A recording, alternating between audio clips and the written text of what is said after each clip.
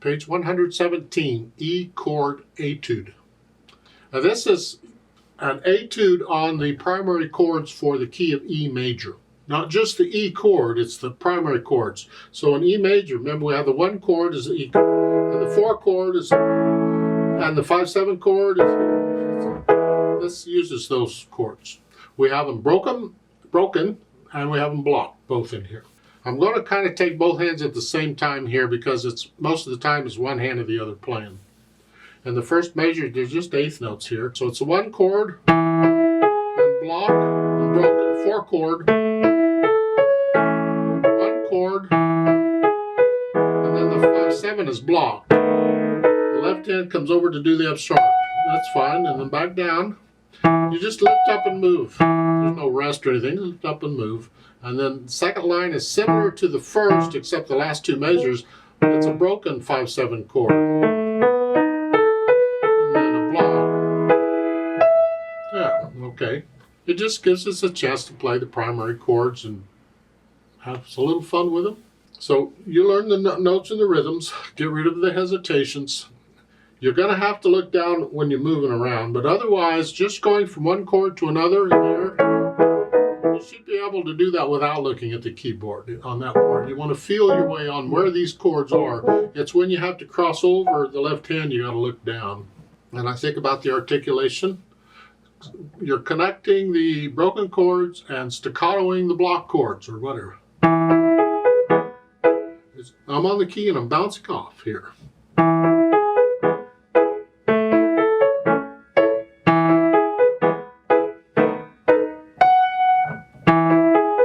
That's all it is. For dynamics, MF-MP. Well, you'll notice at the end of the second line there's a repeat. There needs to be somewhere, because with 2 dynamics you're going to play this more than once, because you can only do 1 dynamic at a time when it's written like that. So first time is moderately loud, mezzo forte, whatever you think sort of loud is. Then on the repeat you come down and sort of echo it. As far as the speed goes, there's nothing given, it's entirely up to you. Don't drag it. Ugh, boring, and you don't need to be playing it super fast. It's kind of fun, but it doesn't need to. It's somewhere in the middle somewhere. Keep it under control.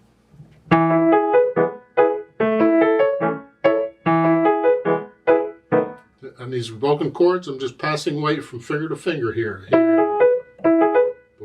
Rolling it up. They've added pedal on a couple of measures here. You don't really need the pedal, it sounds fine without it. But okay, they've added it. So let's see what the effect is. Because we need to listen. What's it doing? What's the point? It's the last measure of each line. Now here, you have to be careful because there's staccatos. If you don't get the pedal down in time, you won't catch the note. So you have to... So you need to put the pedal down with the note on this one because it's a staccato together. And left the pedal with the hand so there's a little silence before you go to the next line because it's a new phrase. Each line is basically a phrase. So it's here. Same thing in the last measure there. It's with the... and then lift it up with the hand. Whether you repeat or not, lift the pedal up with the hand. That's all they're doing here.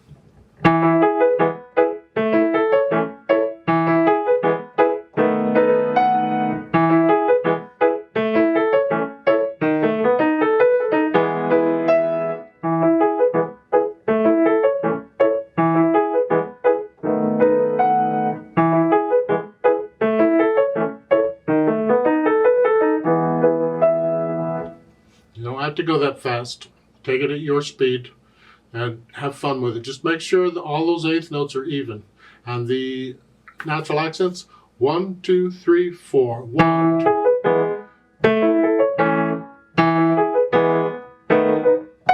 1, 2, 3. Feel these. You want to feel them all the way through. Next to the last measure, the second line. So, it's a ba-da-da-da, ba-da-da-da.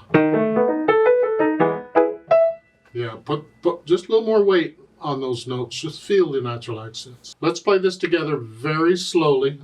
Check the notes and the rhythms. I'm not going to do any louds and softs and play it all about the same, but we will repeat it. And I'll pedal it like it's shown.